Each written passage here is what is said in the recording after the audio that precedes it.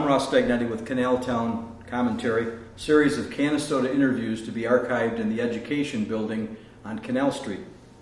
Today is December 7th, 2016, the 75th anniversary of the attack on Pearl Harbor, which was followed by the U.S. entry into World War II. I'm in the Veterans of Foreign Wars Post 600 building with Tom Clark, a Vietnam War vet. Tom, I want to thank you for accepting my invitation today. Well, I appreciate the offer. You're welcome. And also thanks once again to our videographers Ellen and Mark Dunbar, as well as Joe Stone, Sam Sedicase, and all the members of the VFW. Tom served as local VFW commander for 3 terms, from 1996 to 1999, and was involved in the construction of this facility. Tom, tell us a little bit about the prior location of the VFW in Canastota. Well, when I became a member, the post was on Chapel Street, and they had purchased the building from the Masonic Lodge. It was formerly a Masonic Lodge and a Nazarene church before that. They purchased the building. There were some issues that they had with the furnace or the heating system, and that's actually how I got involved actively. They needed some help with a chimney and a ventilation system for the furnace, so I went ahead and did that. And one thing led to another. A cup of coffee, and we could use a guy like you around here. So I knuckled under and joined, and I have no regrets. I mean, it was a great bunch of guys, and we did a lot of things together. Have a lot of fun, and service the community and the veterans. Now, a VFW member mentioned to me a dumbwaiter that you had installed. Yeah, when we first started over there, we were doing monthly meals as a fundraiser. And now you got to remember, we're dealing with World War II veterans, and they're getting on in years, and they were doing the facilities, the kitchen facilities, were in the basement. So they had to drag all the food and stuff up the stairs. And we had spaghetti dinner one month, and they were trying to bring 5 big containers. It was about 5 gallons of spaghetti sauce, and I said, this has got to stop. So the next weekend we went down there, cut holes in the floor, built some framing, and we fabricated a dumbwaiter. I had an old garage door opener, and we retrofitted that and made some adjustments. And after a fashion, we had a dumbwaiter that was bringing things up and down. And it was about a year before they caught on to the fact that I had a remote control, and I would drive by and I'd turn the thing, I'd turn the dumbwaiter on and off, and they were sure the place was haunted. But we had a lot of fun. Those programs, there was a lot of work, but the guys all pulled together. Whatever was needed, everybody was there to do something. And there were different talents, and that's how we spread out into the new building. Right. Now, the new building was constructed on this site. Who would own the property prior to that? How did that the Veronica brothers purchased this property from Mr. Joffrey, and they were going to do some development, but they donated to the Veterans of Foreign Wars the 2.5-acre parcel that we're on, and that's kind of how it went. I wasn't aware of it until towards the end of there was a time limit, a 5-year time limit to do something with the property. And so we got busy, and fortunately there was construction work being done in Canastota. They were redoing the sewers through the community. I was aware of the companies that were doing it. I knew a lot of the people in those companies. One was Batcon Construction, the other was J.K. Tobin Construction. And we joke about it. Our old post was on Chapel Street. Right. And one of the lines that was redone was the line on Chapel Street, and they excavated the entire street. we got all the fill. So our old post was on Chapel Street, and our new post was on Chapel Street. Gotcha. Okay. Relocated Chapel Street. But everybody pulled together.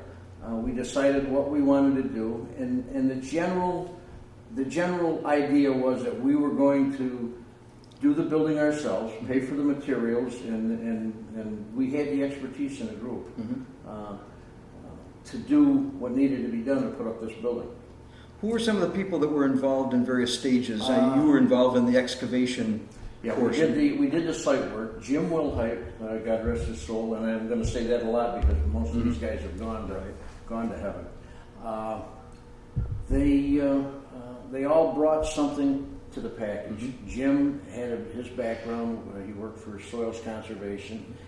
He did site development, site engineering, and so he did all the layout work and the site work for this facility. He figured out the compaction ratios and a lot of boring things, but very, very necessary things. We had people that had backgrounds with electrical work, concrete work, structural work, trim. Everybody had something to give. Now we had some guys, World War II guys, that weren't able to climb the ladders. Right. A lot of them did, but everybody produced something. John DeGeorge fed everybody. He ran the chuck wagon or whatever you want to call it. Everybody ate very well. And his daughter now runs the restaurant at Canaan Golf Course. Yes, she does. And his nephew is involved with the Rusty Rail. Right. So runs the family. The whole family is Right.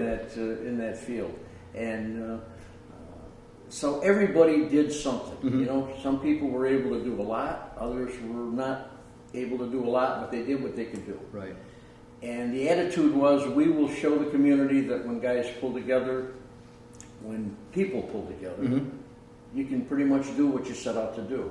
And we always said that this would be the VFW, or the Veterans Legacy, to the people in the community.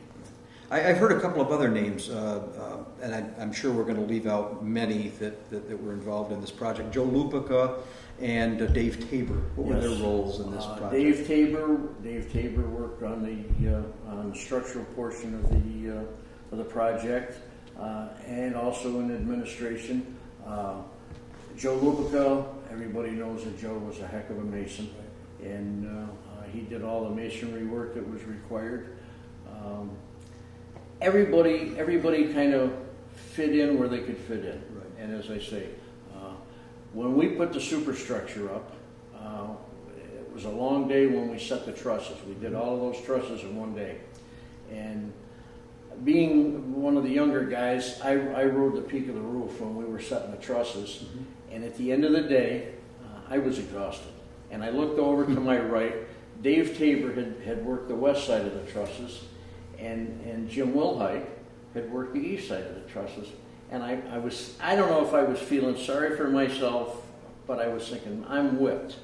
And then I looked at these two World War II veterans who were old enough to be my father, and I thought, these guys stayed with us all day long. They never skipped a beat. And that's what made that generation the generation that it was. Right. Tom Brokaw is referred to as the greatest generation, our father's generation. They really were. But it was a combination of the World War II vets and it was Korean everybody and pulled Vietnam. together. Yeah, we had Korean War vets, we had Vietnam veterans, and as I say, it was a group, and everybody pulled together. And when you got to get something done, that's how America became America. That's true. We just took the bull by the horns and did what had to be done. Now, do you have any idea how much material cost there was with this? We had about, I think we had it figured somewhere around $70,000. Again, we had people that donated things, and the labor was donated. And again, I want to give credit to the contractors that the dirt, the fill that was placed on this property was donated to us. Now, they needed a place to get rid of their excess fill, and this served a purpose for them. But Jack Tobin brought a D8 down here. I was trying to stay ahead of it with the equipment that I had on site, and I couldn't do it. And he stopped me one afternoon. He said, "Tom, we're going to put a machine down there, run it at night, keep the piles back so that we can keep dumping during the day, and don't worry about it." So, I mean, they did a lot for us, Right. and we thank them. But again, people need to know that when you reach out to the community, they'll hand to you as well. Absolutely. And then this facility has been used for a variety of functions. Bingo, you were involved in getting that started. Well, we knew when we put the building up, we had the wherewithal to do the building. Mm-hmm. But to sustain the building, we needed some sort of a continual flow of income. Mm-hmm. And as in most organizations, bingo seems to be that's the answer, you know, and it has worked well for the organization. There are many Red Cross blood drives here, probably a number of wedding receptions and other parties. A number of community events, a number of private events. We were designated, I don't know if it's still that way, but we were designated as a place to bring the children in case of some mishap in the school district. We've always opened a place to the Red Cross or any of the other civic organizations that need a place for congregation. Right. And that's basically, it's our VFW home, but it belongs to the community as well. Right. Well, I should also mention that the VFW sponsors a program for displaying flags around town, and for a small donation, they will put a flag on your property from early spring until after Veterans Day, Right. which is Memorial Day to after Veterans Day. Yeah. That started out as a fundraiser, and it's become more of a patriotic thing now. I mean, we receive enough money to keep the flags up to date, Right. and there's something that goes in the coffers. But again, it's all about the guys getting together and doing what needs to be done. Absolutely. I'd like to share a few comments from Brian Duffy.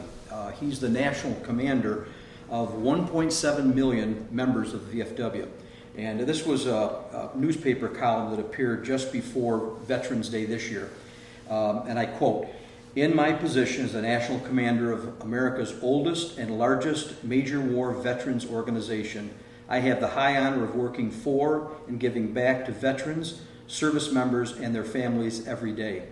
To me, every day is Veterans Day, and I invite every American to adopt the same mindset, because America remains the land of the free because of the brave." Well said. Let's continue with some comments about our military veterans. On the corner of South Peterborough Street and Route 5, there's a park that's dedicated to our vets. It's Clark Park, but not a relative of yours. Okay. Guy Clark owned a gas station. That's now the Nice and Easy across the street from the park. And every Memorial Day, it's become a tradition to have a display of crosses. Can you tell us how that got started? Well, we had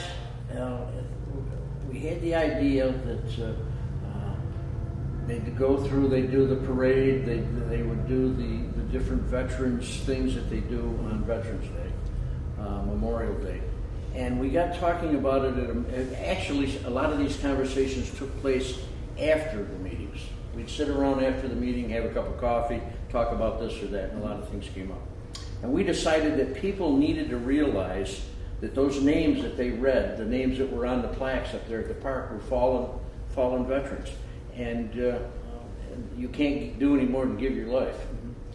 And we decided that based on the cemeteries in Europe and in the Asian theater of operation, the mass cemeteries of the dead, that struck a chord, and we decided we should try to do something like that here.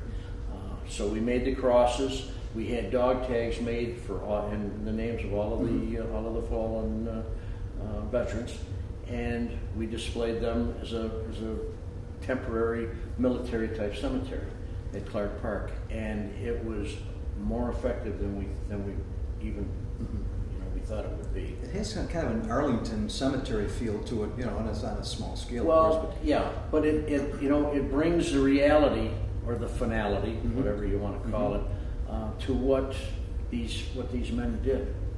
I mean, they gave their lives for their country. Yeah, that's right. Well, you mentioned that Clark Park is also the site of a very impressive memorial with the names of our fathers and hundreds of other town of Lenox residents who served in World War II. Tell us about your dad, Leo Clark, and his service during the Second World War. Well, he was one of many of the young men in Canastota. He was drafted for a year, and unfortunately, he was in the time frame where all the World War II got started, and he was extended for the duration, as were all of the men who had been drafted or joined the military. It's a hard thing for people to understand. When I did a tour of duty in Vietnam, I knew that I was going to come home 13 months later. You know, God forbid something should happen. But if I stayed healthy and at the end of my tour, it was 13 months and I was out of it. These men went away to war with no time frame. They had no expectation of when this would be over with. And it finally sank in that they were there, they were either going to live or die, but they were going to be there until it was over. And that's a lot to ask of anybody. My dad did his service. He was in the Pacific. We had a number of men from Canastota who served in the Pacific. We had some men that were heroes, unsung heroes. They all came home. None of them were, they weren't looking for any kind of notoriety. They wanted to get on with their lives, get their families started or back in order, and look to a future that had a lot more to offer. And my dad was one of them. He was in the service. He was sent to Fort Benning, Georgia, and that's where he met my mother.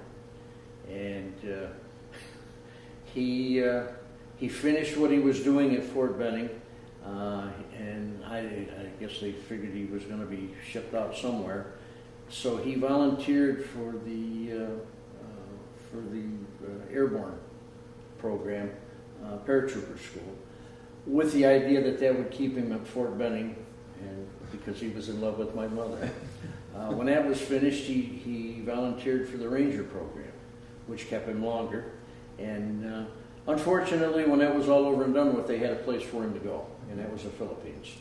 And he spent the rest of his military career there.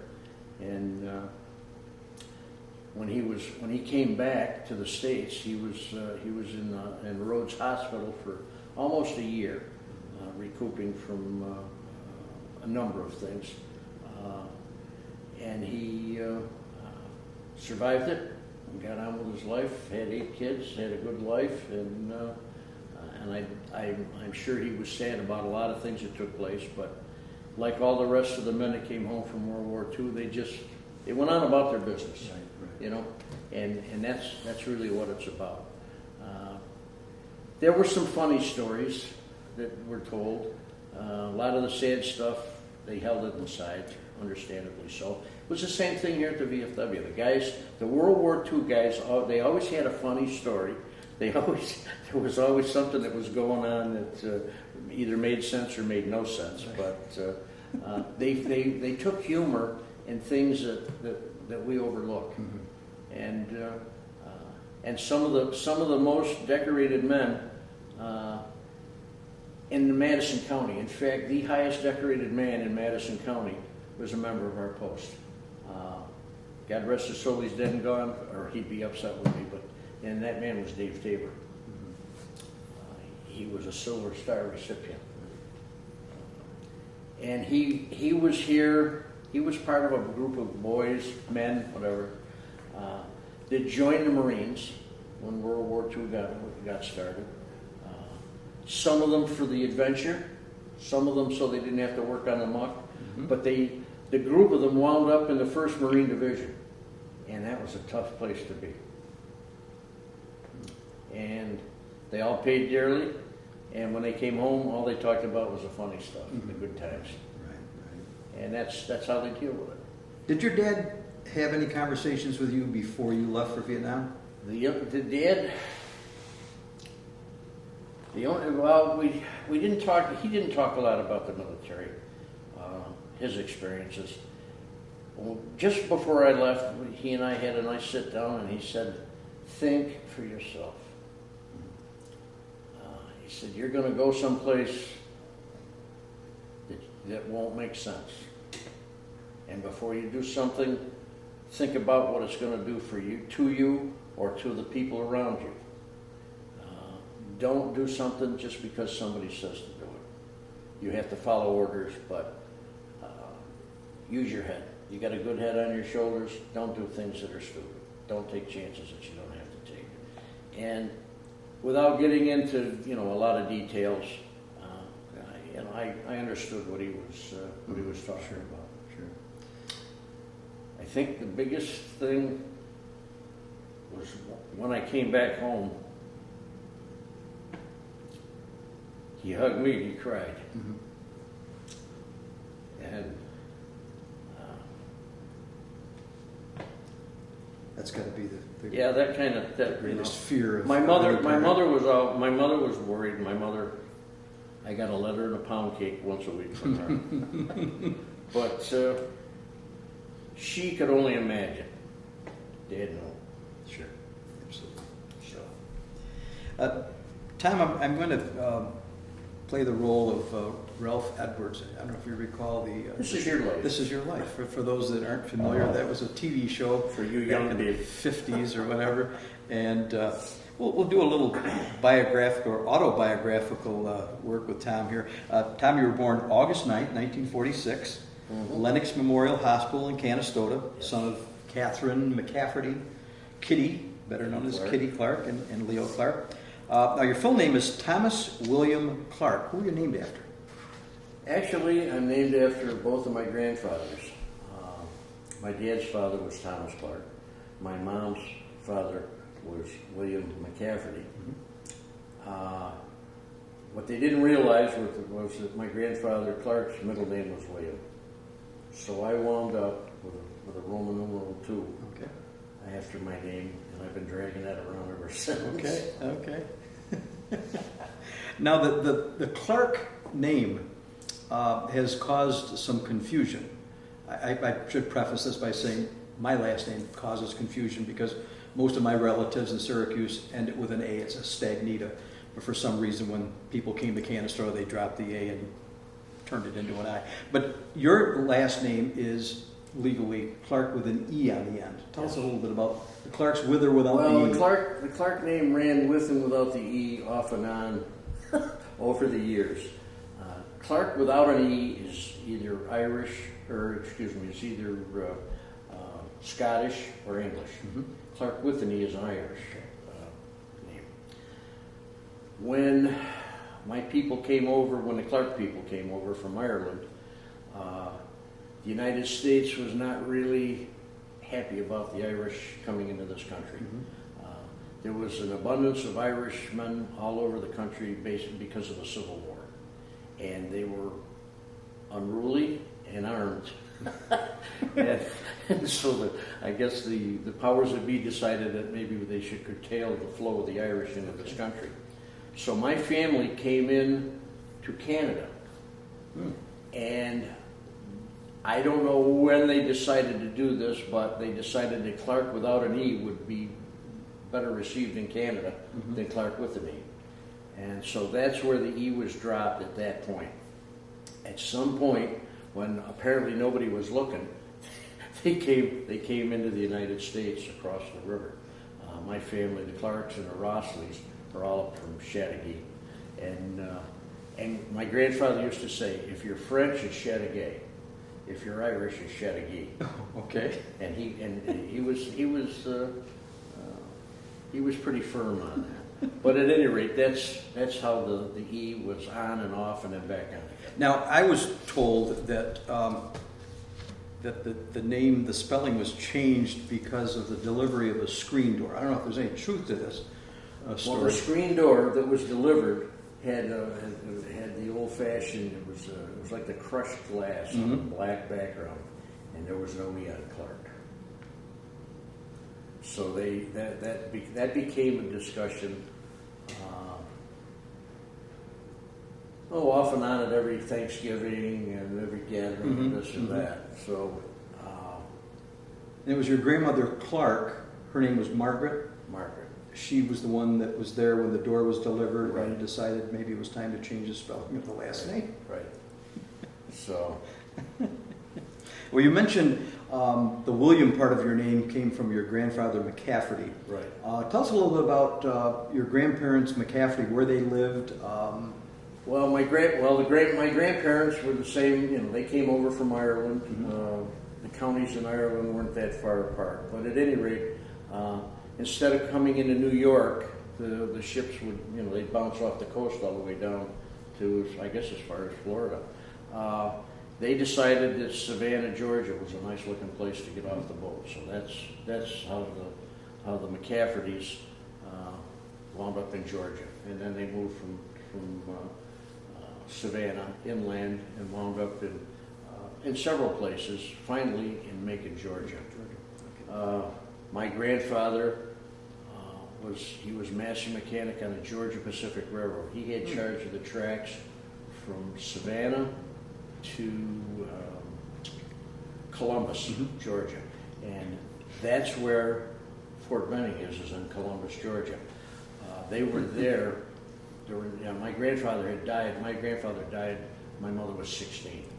But they owned a house in Columbus, and that's where they were living at the time. Your grandmother McCafferty, her name was Estelle, but I believe that you referred to her as Nanny. Nanny. We used to call her Nanny, or Grandma Mac. Mm-hmm. So. Now, Tom, you're one of 8 Clark kids, and I just happen to have a beloved photo here. Not by me. And to show you how smart I am, I'll identify each and every one of these. I'll start with the oldest. Your brother Steve, he passed away in 1980. Right. And there's Tom. Right. And sister Margaret. And sister Mary, who passed away in 2014. Yes.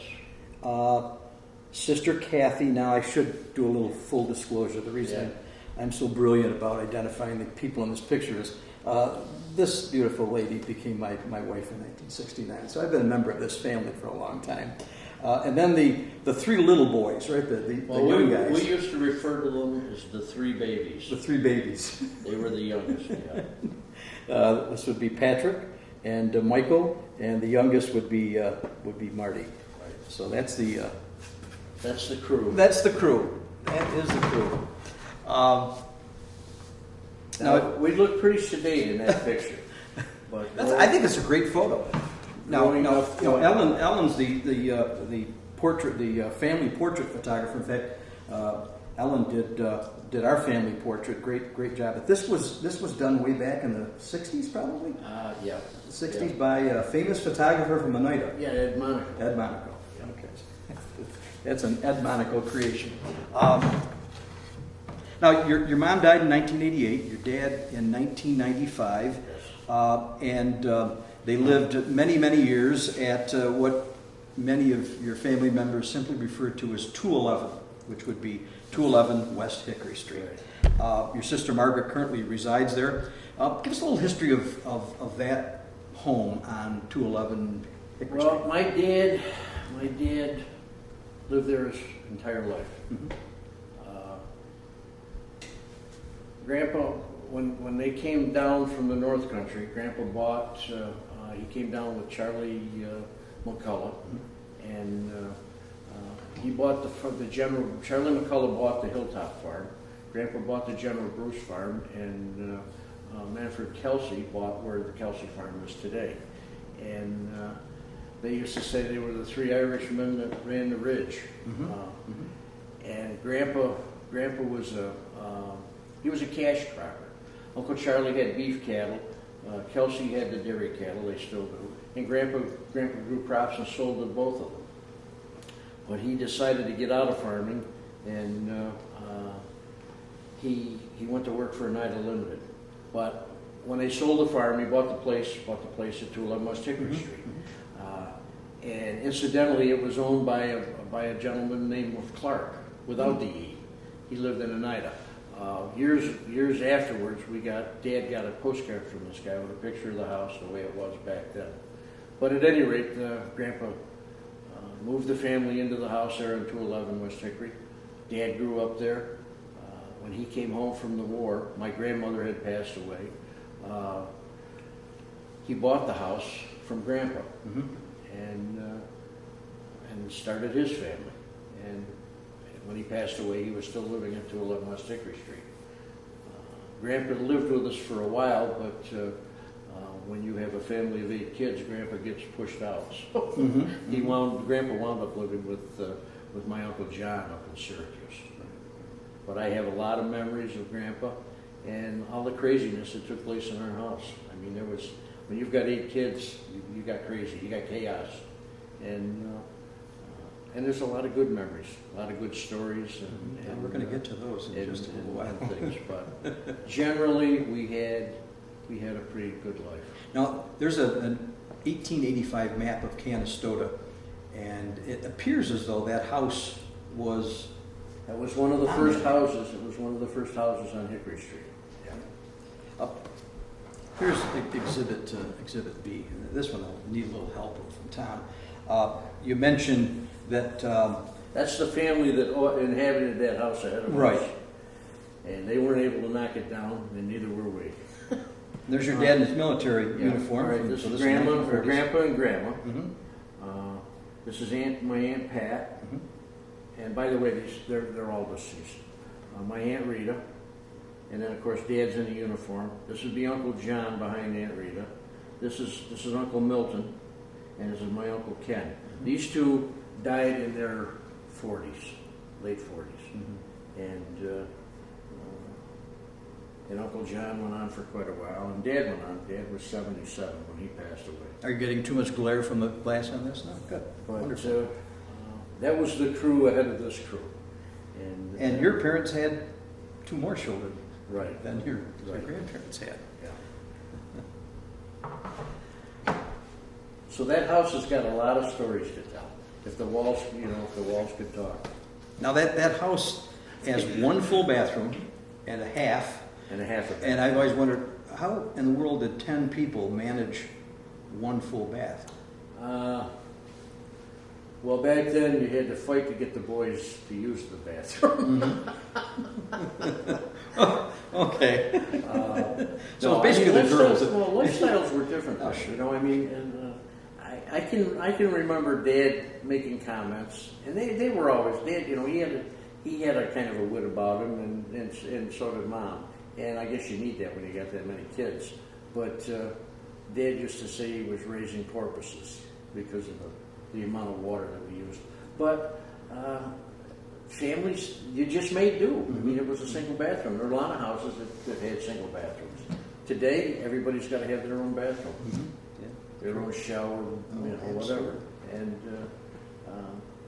that's what makes families close, or not. Now, I remember as a teenager attending a party at church. It was an outdoor party, and if I'm not mistaken, there were a few people that actually climbed the roof of the garage. And there was something unusual about that garage. Apparently, it was expanded at one time. Yeah. Well, again, the culprits would be in the latter of the 2 pictures there. My Uncle Ken bought a car, and they decided that they would make the garage a 2-car garage.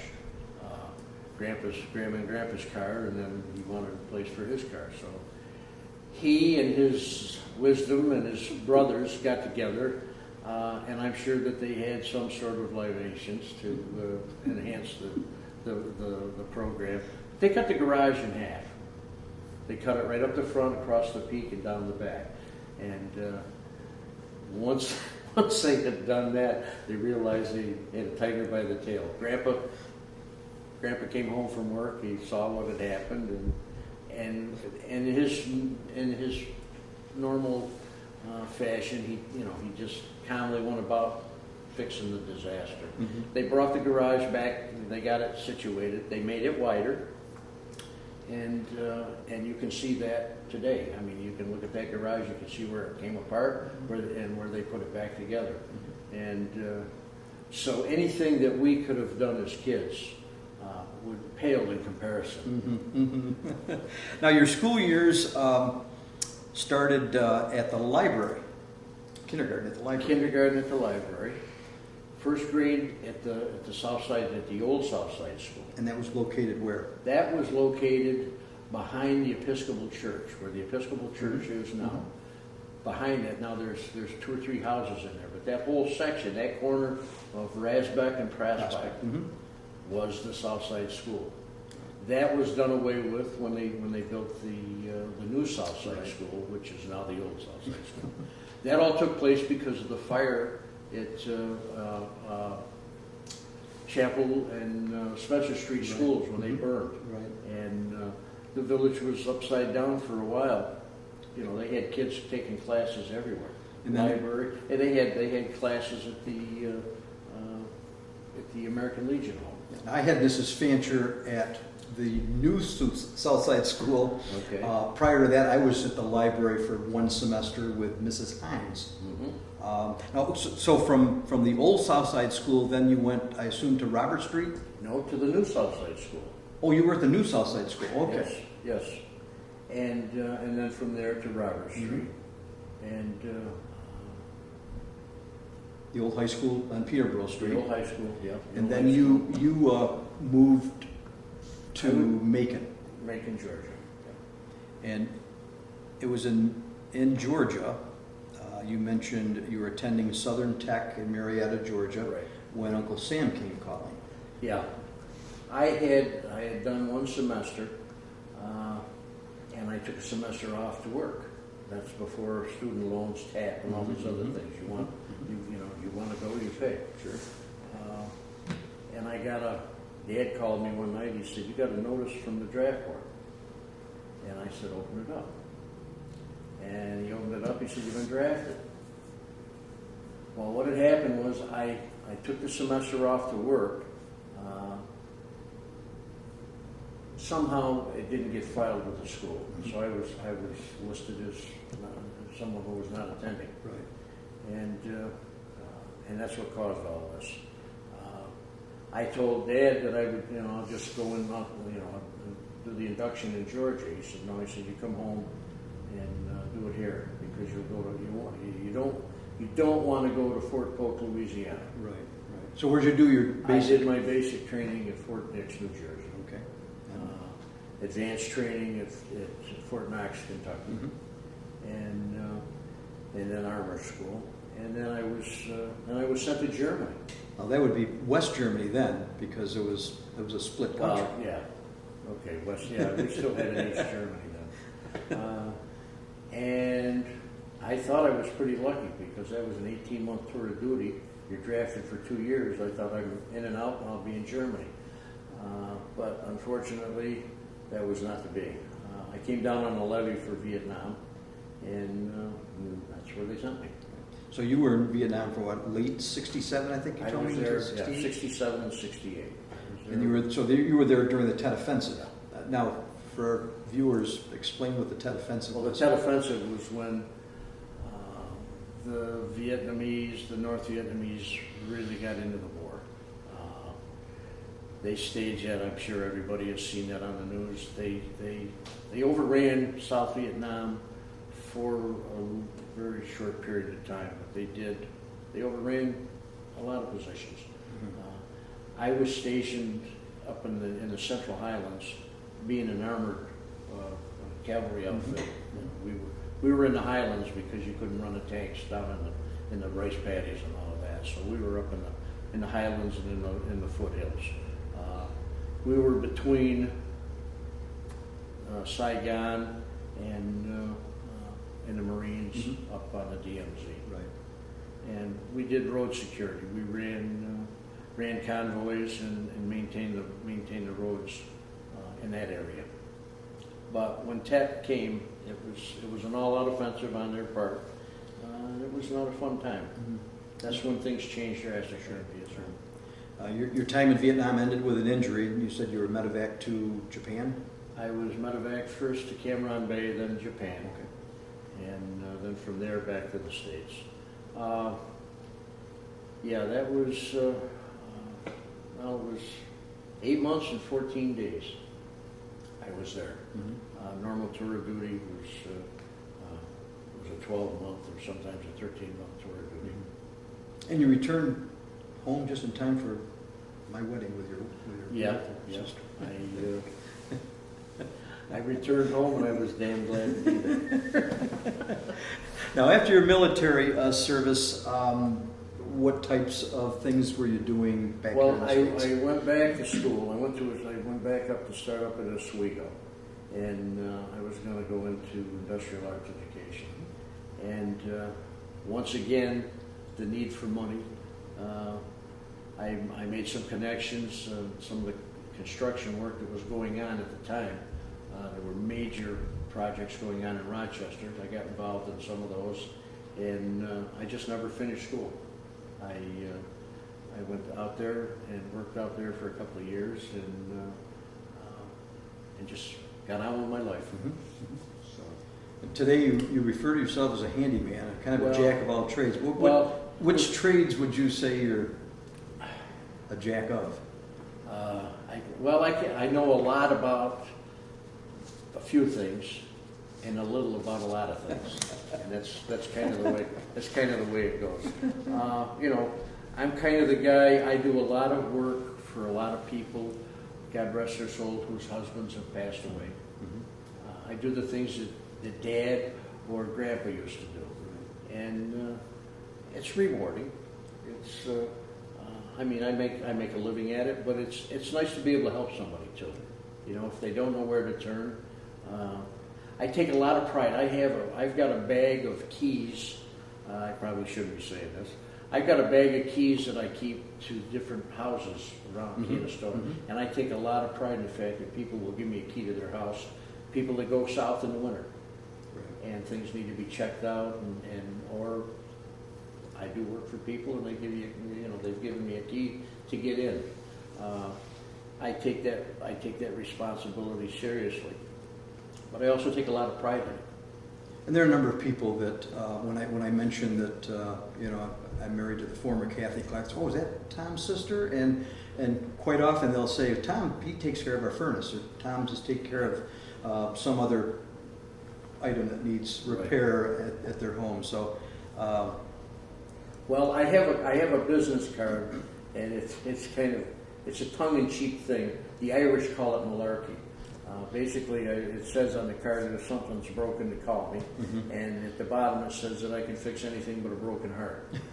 And now that's malarkey. That's the Irish coming out. But it catches your attention. That's cool. And I enjoy doing what I do. Right. And Grandpa used to say that. If you like what you're doing, you're retired. Absolutely. Now, your wife Dorothy from the Schuler family is a retired school teacher. Yes. And your son Michael is an associate professor of information technology at Syracuse University. Yes, he is. Any grandchildren? I have 3. I have a granddaughter who attends Lemoyne College. Her name? Her name is Kayla. I have one grandson who's 5, Liam, and then one who is 2, Cameron. And they're a lot like the Clarks. And they would be Michael and his wife Shauna's children. Yes. Tom, let's go back in time and share some stories from the 1950s and 60s in Canastota. I got a question. Okay. There's a statute of limitations. Oh, Yeah, I promised your sister I wouldn't embarrass anybody, but I will. I'm worried about legal issues. Yeah, it seems to me that your adult work ethic was influenced by a number of jobs you had as a youngster. You told me you straightened nails for a carpenter. You went on a milk route with Don Schuler. You also had a newspaper route. Tell us about that. That's kind of a thing of the past for kids. That was a big deal. When I was a kid, I started walking a paper route with a guy by the name of Bucky Reed. I'm not sure. I think he had a strange first name, but everybody called him Bucky Reed. And when he decided that he was too old for the paper route, I wanted to take it over. He used to give me 3 cents a day, and I'd run to the house and put the paper in the door. Not 3 cents a paper, 3 cents a day. 3 cents a day. Okay. Sometimes a nickel, depending on how magnanimous he took. But he was one of these guys. He was a storyteller. He had this or that to talk about, and I was always interested in that. But anyway, he outgrew the paper route. I took it over. Which paper? Now this was the United Dispatch. Okay. That was a 6-day paper, and couldn't have a 7-day paper because you had to go to church on Sunday. That's true. I had a paper out. Mine was 7 days a week. Well, you sinner. Now, how much did a 6-day subscription to the Dispatch It was cost? 30 cents a week.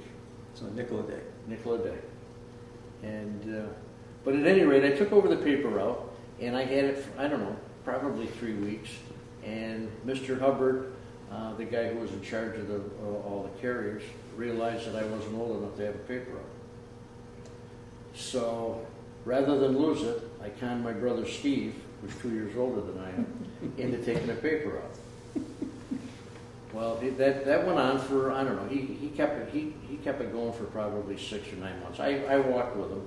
Then he lost interest in it, and it stayed in his name until I was old enough to have the paper route. But I delivered papers, and you know, when you're I've got the gift of gab, always have had. You know, and you talk with this person or that person, ask you, would you like to mow my lawn? Would you shovel my walk? Would you weed the garden? So I picked up all these little odds and ends jobs right along with the paper route, and that's how I got started. Yeah. And actually, I think I've come full circle in all of this. Sure. I think back on the people that I did things for. One thing would lead to another, and that's how it all came together for me. I don't know if everybody works that way, but well, things have changed. I mean, newspaper delivery is no longer a kid's job because of whatever security concerns. You know, the internet and smartphones are replacing newspapers, which I guess is good and bad. You know, well, you know, there's always been fake news. But it seems like with the internet today, there used to be fake news in the newspaper. Well, sure. Yeah, but it just seems it's gone viral. It's a little more difficult to control today than when you could at least have a newspaper to contemplate and react to. The sad part is the personal touch is not there anymore. Right. You know, there were times when I'd knock on somebody's door to collect for the paper, and they'd been sick. Mm-hmm. Or there were times that they would ask me to leave to give a message to somebody up the street. Tell so-and-so I'm not going to be able to go shopping with her tonight. And, you know, and I mean, you just did it. Mm-hmm. You did it. You never even thought about, you know, that was an imposition. True. But you know, and it's people interacting with one another, and that's lost. Right. You mentioned mowing lawns. Remember what you charged to mow a lawn? Yeah, I used to you know, a decent sized lawn. I get $50. Mm-hmm. And I thought, and I had the world by the tail. Did you use their mower or your dad's mower? No. We had a push mower at our house, and that was one of the things that Dad said. I don't want to see you mow anybody's lawn, and ours needs mowing. Right. So I'd make sure that we got our lawn mowed, and then I would go off and use our lawnmower to mow the other lawns. I came across a lawnmower, a power mower, when I was on my paper route again. And Mr. Barrett, not the one who was the farmer, but the one who was the insurance agent, Roger Barrett Sr. Roger Barrett, sure. He had a power mower in his front yard for sale, $25. And I looked at it, and I delivered the papers, and I came back, and I was looking at it again. And he came out of the house, and he asked me if I was interested. I said, I am, but I don't have the money. And he asked me how much I had, and I said, I have $10. So he said, I will sell you the lawnmower for $10, but you have to mow my lawn for the rest of the year. So we made the deal, and I took the lawnmower home. You were an American picker back then. After then, I was a mechanized mower. You mentioned you did a little gardening as a youngster. Ever work on the muck?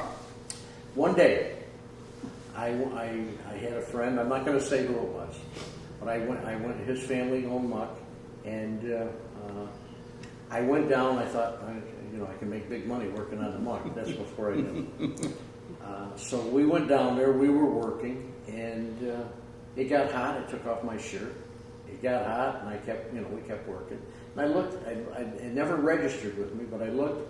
They were all under hats, and they had their collars tied up and their sleeves up. And I thought, God, they got to be roasting.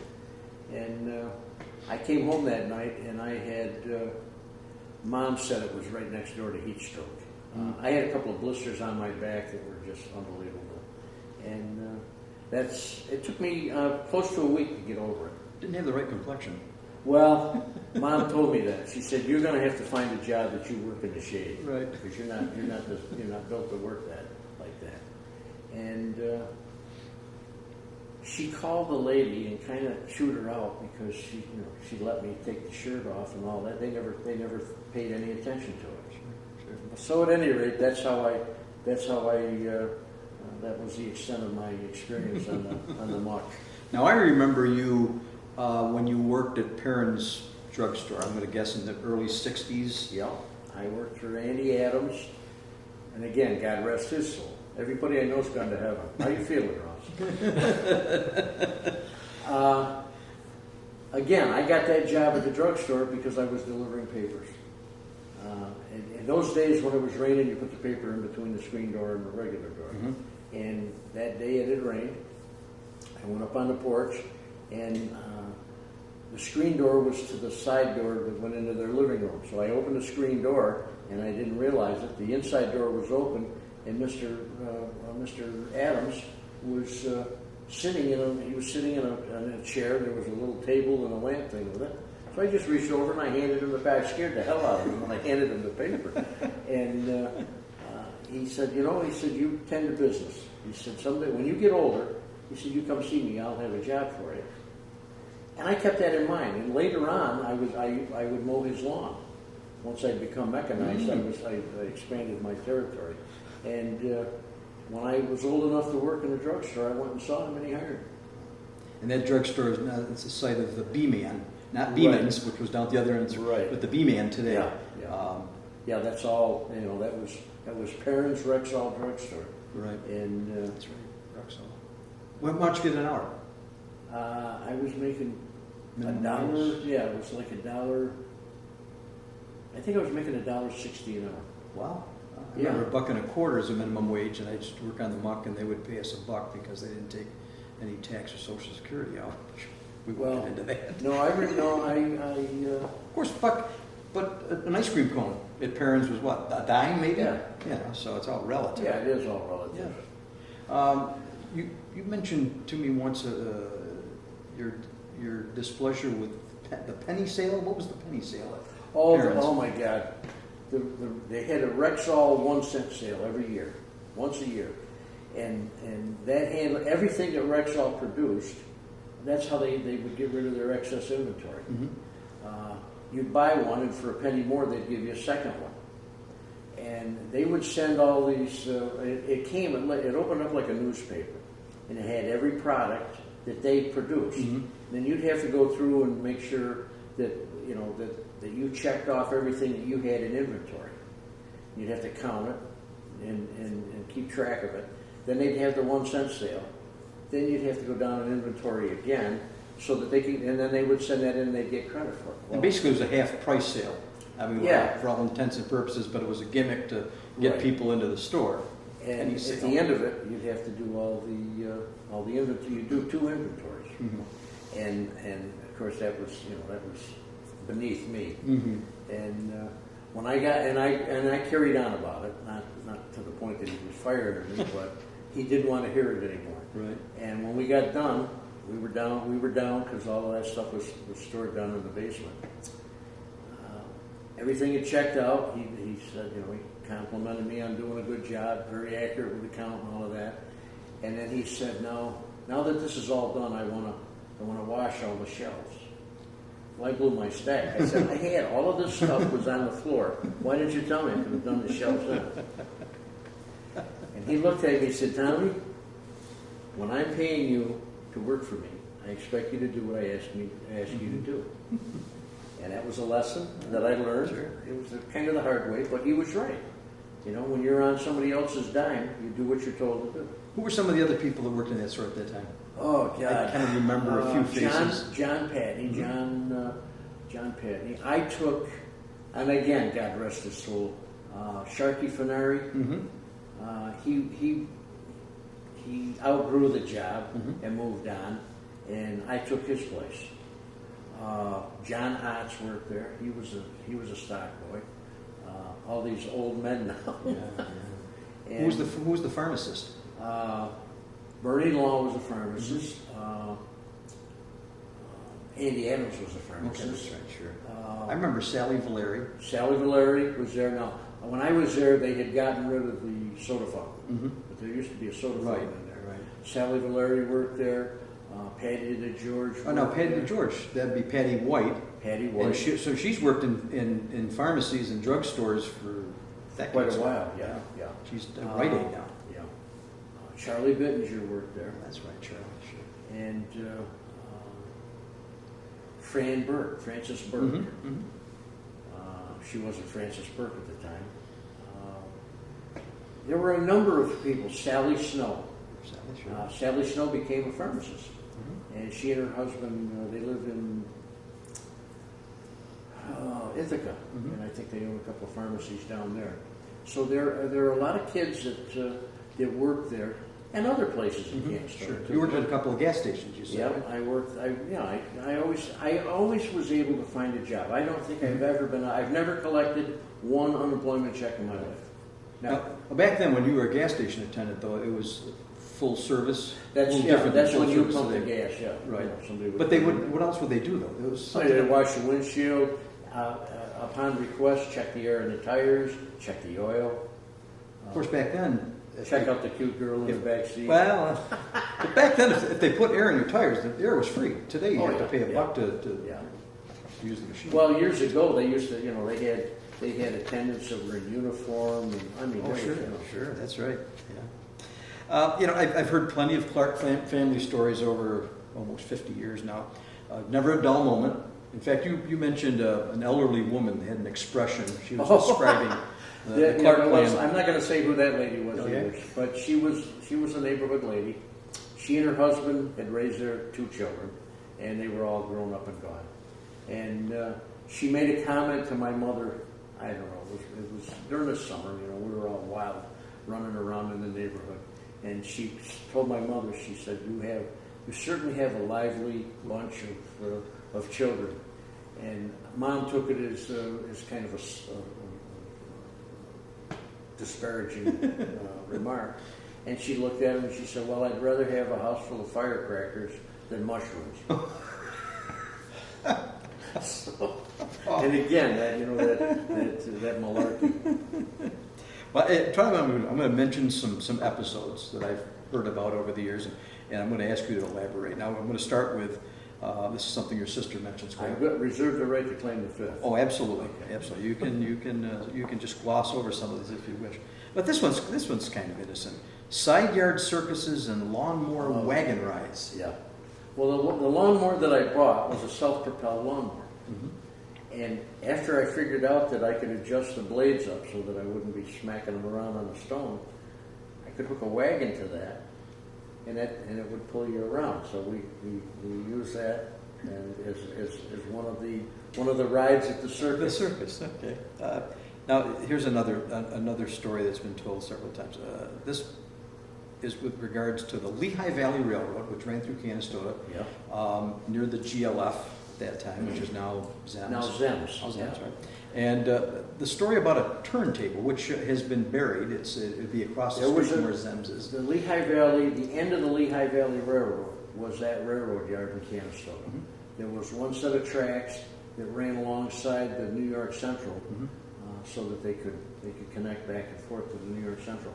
But the Lehigh Valley Railroad ran from Canastota down into beyond Scranton, Pennsylvania, and that was a yard. Mr. Kent lived across the street from us. He was the yard master there, the guy in charge of it, yard superintendent. But that's where they made up the trains. They did a lot of business with the GLF, and also the Queensboro, and they hauled coal up from Pennsylvania to the die molding to the Queensboro and any place else that they could deliver it to. But there was a turntable there it's over by where the Fireman's Park is now. Mhm. If you look, you can still see the circular concrete ring, because when they did away with it, they pulled the turntable part out, and they just filled that. I don't think they even pulled the tracks. But when they were turning, they'd come into the rail yard, and they'd switch back and forth till they get over to the turntable. They'd turn the engine around and head them back south. And coming home from school, if we sometimes they knew we were riding with them, and sometimes they didn't know. But we'd get on the turntable, or sometimes under the turntable, and you could climb up in the superstructure and ride around in that. If you did that today, they'd arrest you. And we played in that park. I don't know who owned that park. We never did figure out who owned the park. We played baseball there in that field there where Sheriff Sims owns that. And that railroad yard was an active yard. Now I got in a little trouble there too. Well, your youngest sister tells a story about your oldest sister, who was not very old at the time. Maybe apparently she went underneath the mechanism and you had to pull her out. Yeah. Well, there were ways that you could do these things and not get hurt. And she wasn't, first of all, she wasn't supposed to be there because she was a girl. But those days are gone now too, with all that. Absolutely. Now, here's another story I've heard several times. Listen to your version of it. Apparently, your mother was scrubbing the kitchen floor, and Yeah. kids were raising hell. And Well, back then, when you scrub the floor, you scrub the floor. My mother scrubbed the floor on her hands and knees, and then it got polished, and then it got buffed. And in the summer, we got ushered out of the house. Mom didn't, we put that wet wax. That's back when the wax had to set and dry and haze over. And she was doing that. And back then, the priests, the nuns, the different representatives of the different churches, they made the rounds all summer long, checking on people, checking on the kids, see how things were going on, promoting different things that they were doing. They had Sunday school programs and summer school programs at the various churches. The Baptist church had a program that was going on. St. Agatha's did. There were other things of Boy Scout people. But anyway, Father Loftus was an assistant pastor of the church, and he'd come up every once in a while and have coffee with Mom or some of the ladies in the neighborhood. He came up on the back porch, and Mom was on her hands and knees polishing that floor, and she never even looked up. When he hit that second step and it squeaked, she just said, "You get your ass back out there in that side yard." she thought she was talking to one of She thought she was hollering at one of us. And Father Loftus said, "Kitty," and I thought she just wanted to die. And Now, I need to interject here something. Your sister listened to some of these stories, and there was not a single story that she disputed, but she did disagree with the quotation. She claims that she never heard your mother swear, and I can never remember hearing your mother swear. But well, it's my word against it. let me throw out another location, Cooper's Hill. Where was it? Cooper's Hill was where James Street turned into Stroud Street. Okay. And Mrs. Cooper owned that big white house at the end of James and the beginning of Stroud. Kimes lived there. Alan Kimes, yeah. Well, Pat Kime bought it, and then Alan bought it from his dad. There was that hill that sloped down there from James Street down to the old railroad bed. This is before they raised the railroad, and we used to slide over there. We used to use cardboard boxes because they were better than the sleds. And once you did that for a couple of days, you glazed the snow over and turned it into ice. Then you could use your regular sleds with the runners. But we were always in the hunt for a cardboard box with wax impregnated on it, banana box and stuff like that. and and we had more fun doing that than, you know, I mean, every kid tried to do it a different way. You know, you were standing up, stacking 3 people on top of one another. It was, and somebody always wanted to put a bloody nose. Roller skating at Ken Bouyer's store. Yep. Bouyer's started out as a feed mill, turned into just a regular grocery type store. When we were kids, and again, the railroad was on the flats. When we were real young, we weren't allowed to cross the railroad. I mean, that was the division between the south side and the north side, and you weren't supposed to cross the tracks. So Bouyer was the only store that we had. And we'd be roller skating here or there. We'd go in there into the store and we'd just roller skate right on in and skate around, and found out that it was nice skating in there. It was all hardwood floors, and he put up with it. Now, today that's the site of a different type of skate park. It's a town, actually it's a town it is. skate It's park, town and the skate Watson park Wagon is, building's out front See, there. That's everything, where the all store what goes around comes around. Absolutely, absolutely. You told a story about the elementary principal, who was Bill Party at the time, and your lunch. I got into there again. Part of my my working prowess, or whatever the hell you want to call it.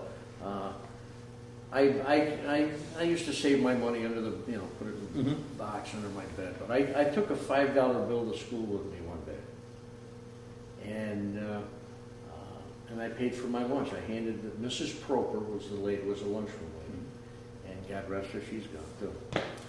But she took the $5 bill from me, and back then lunch was a quarter. No change. She said, "You go sit down." And I went, I sat, because you did what you were told. And Mr. Party came over and he said, "When you finish lunch, I want to, stop down to the office." So I went down to the office, and he asked me where I got the $5 bill. And I said, "It's mine. I brought it from home."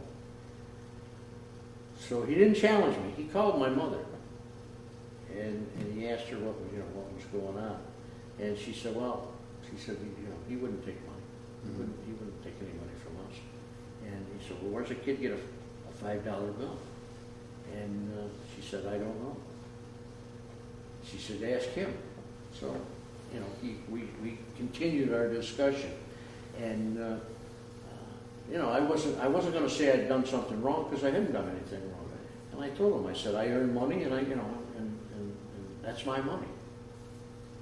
So he gave me the $5 bill. And he told me nothing. He said, don't bring money like that to school. He said, you could lose it. Somebody might take it from you. The only good thing was I got a free lunch, because they never gave me the. But anyway, that night at home, as usual, we're all having dinner, and Mom, Mom brought up the subject, and Dad asked me. He said, "Where'd you get a $5 bill?" I said, "I saved it." I said, "The lawn mower, the newspaper." He said, "Where you got this money?" I said, "Under my bed." So I went upstairs, I got the money. I had $45 that I'd saved up. That was a big deal. Absolutely. Multiply that by 10 or more. Ted looked at me and said, "Do you know you got more money than I do?" Anyway, so then we had to go down to the bank, start a savings account, and go through all of that. What I thought I was doing a great thing, but apparently the adults thought different.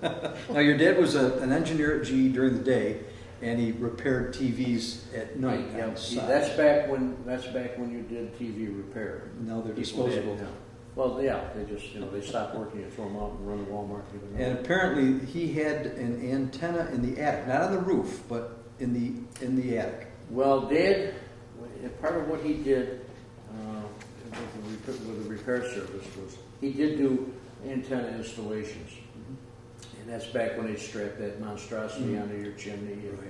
And his thing was there was no need for that to be outside of the house, because you get the same reception.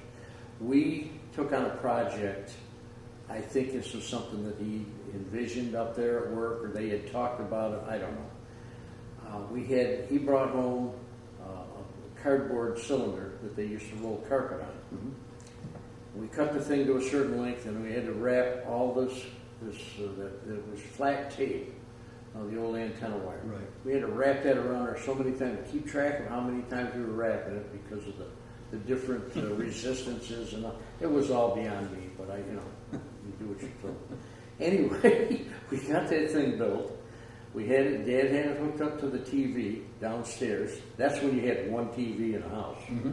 And everybody watched what Dad watched. So he's down there trying to tune the TV. He had Margaret out in the hall. Steve was at the top of the stairs, and I'm up in the attic, and we're relaying all these messages. It was a zoo. And Dad's up there. Now I'm just sitting up there in the attic like this, not doing a damn thing. Just a little more to the right. Eventually, the thing got tuned in. I kicked it around a little bit here and there. Those are the days of the horizontal and the vertical pole. Yes. Well, that was when at a certain time of night the TV went off the air, and that's what was left was a test pattern. Right. But Oh, wow. Well, another thing I was thinking about, because there's a certain doctor's name that comes up often in your family's conversations. Our family doctor was Dr. Pixley, who was on Center Street. Some people went to Dr. Farrar, who was on the corner of Chapel and Main. Yeah. And your family doctor was Dr. Sullivan. Tell us Right. about Dr. Sullivan. well, he was a good guy. He was the first guy to smack me. He delivered me, and I got the. Well, that's sure. I got my first. Lennox spanking. Lennox Memorial, right across Yeah, the street, yeah, basically, that's from right, his yeah. office. And he was a typical family doctor. I mean, they made house calls.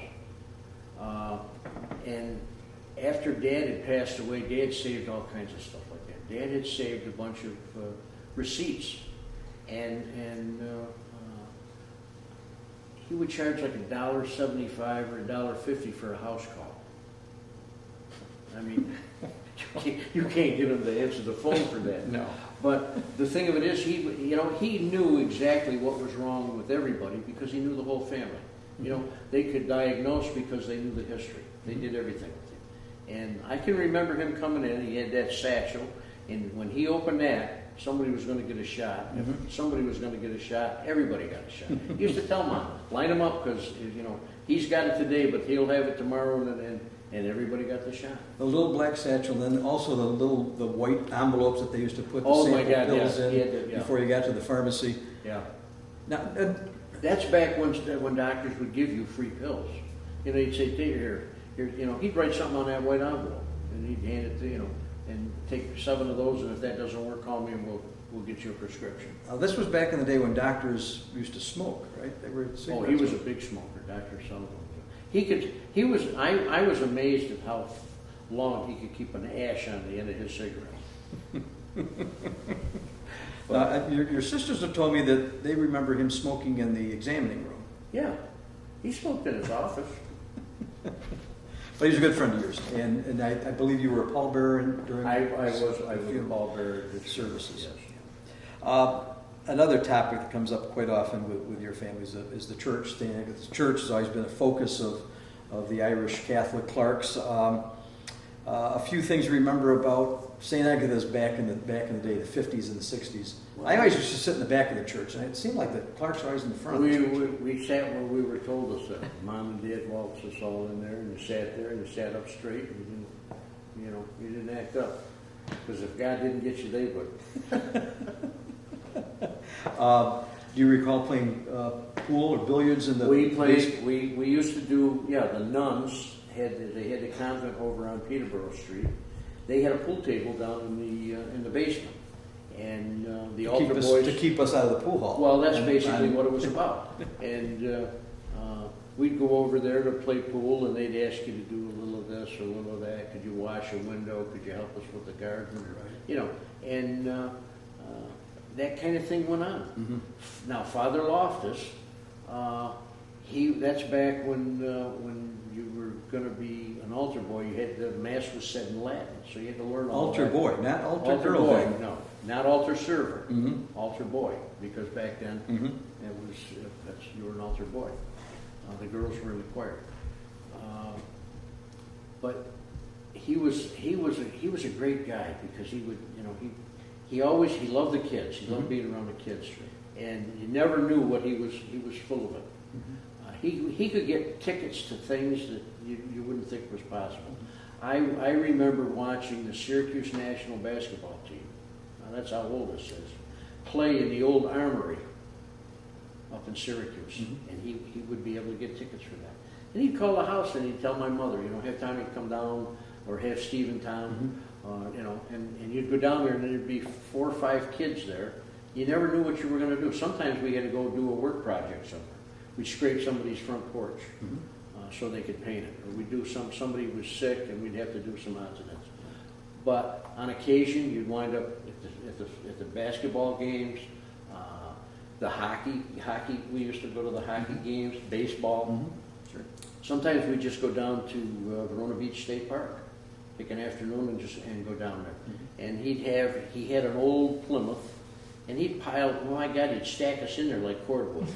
There'd be 6 or 8, and we'd go and have a good time.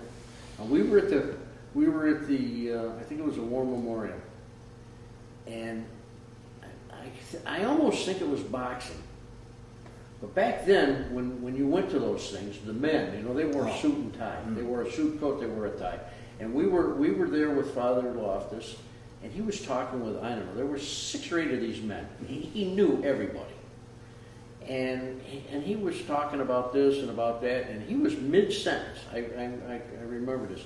He stopped and he said, fellas, he said, these young men have been standing here, they've been good. He said, and I'm sure they're hungry, and I'm sure they're thirsty. And the next thing you know, they're bringing us over to the hot dog thing there. We all got a hot dog and a soda. He picked their pockets and they didn't even know it. Well, you mentioned that people dress differently for sporting events, but they dress differently for church. I mean, today is pretty casual compared with what we were accustomed to. We had to, that was the one thing about church I hated. Because I hated getting dressed up. And you wore a suit coat, you wore your slacks and a tie, and don't get messy. And there were 4 masses on Sunday as opposed to only 1 now. So things have changed. One final story time, and this one involves the White Elephant. Now, for those who are too young to know this, the White Elephant was a banquet facility at 112 Center Street. And the building was actually a public library at one time, briefly before the Carnegie building was constructed. It was established by Don McBruno. It was a popular gathering place for sharing an alcoholic drink or 2 or more. And I remember you telling me a story about the bar's it was a canine customer, right? It was a dog. Yeah. Well, I got to go back to the old Southside School. Pete and Pat Ellis owned that house on the corner of Rasback and Peterborough, across the street from the Episcopal Church. They had a St. Bernard, Murphy, and he was he was a community dog. That's back before they worried about leash laws and all that. If the dog wasn't swallowing kids whole, they were fine. They were allowed to run. And Murph would come over. We were playing on the park out on the playground at the old Southside School.